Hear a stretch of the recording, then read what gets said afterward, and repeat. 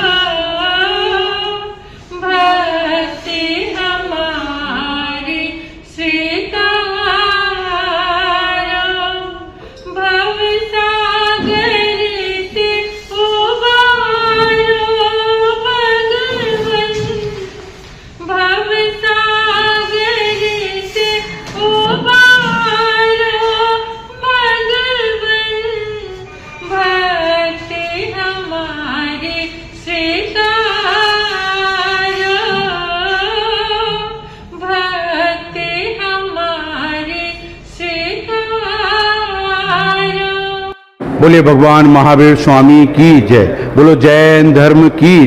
आज बहुत ही हर्ष का दिन है कि हम महासाध्वी प्रवेशमाला जैन चैरिटेबल हॉस्पिटल ट्रस्ट में एकत्रित हुए हैं। 39 सेक्टर के सभी गणमान्य व्यक्ति, जो कि सभी की इच्छा थी कि वर्धमान भवन Shri Jain Muni Shyam Vihar charitable trust 39 sector Chandigarh road पर जो है स्थिर, उसके अंदर किसी भी प्रकार से धर्म का लाभ कोई भी वंचित ना रहे, तो उसी श्रृंखला को आगे बढ़ाते हुए सभी ने आज महासाध्वी डॉक्टर पुनीत ज्योति जी महाराज जो यहाँ विराजमान हैं, उनके चरणों में सभी ने विनती करी।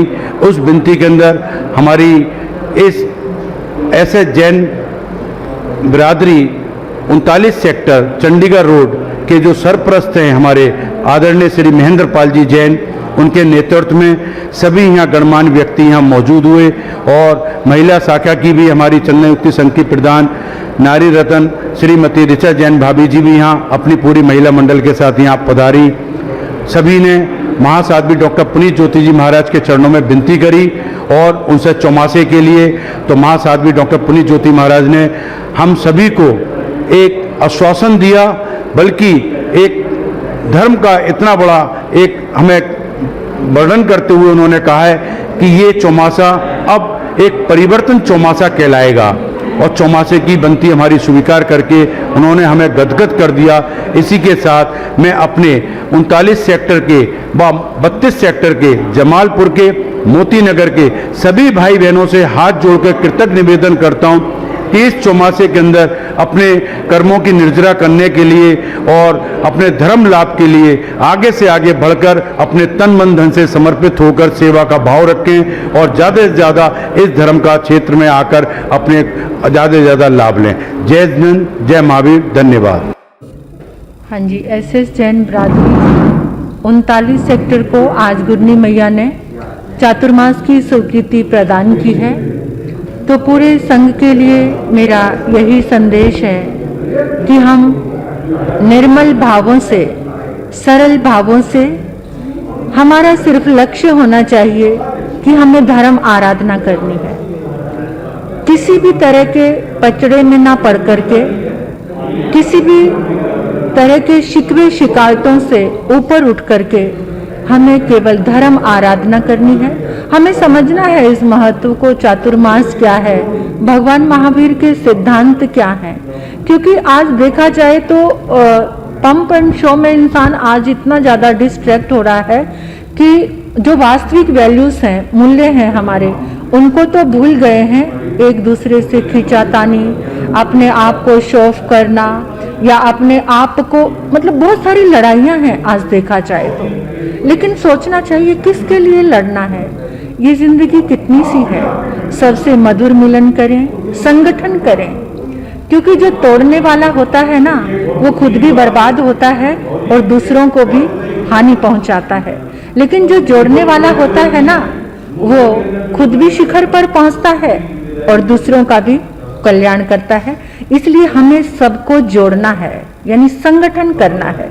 जब समाज संगठित होता है, जब परिवार संगठित होता है, जब देश राष्ट्र संगठित होता है, तो फिर उसकी महिमा ही कुछ अलग होती है, उसका आनंद ही कुछ और होता है और उससे एक सुकून मिलता है। आप हमेशा नोट करेंगे कि जब आप किसी से झगड़ा करते हैं तो आप कितनी देर तक बेचैन होते हैं और उस समय आप कोई ना कोई षड्यंत्र के साथ जुड़ते हैं कि मैं ऐसा कौन सा करूं, उसको नीचा दिखाऊं, और इसी षड्यंत्र में बुरे से बुरे कर्म का बंधन कर लेते हैं।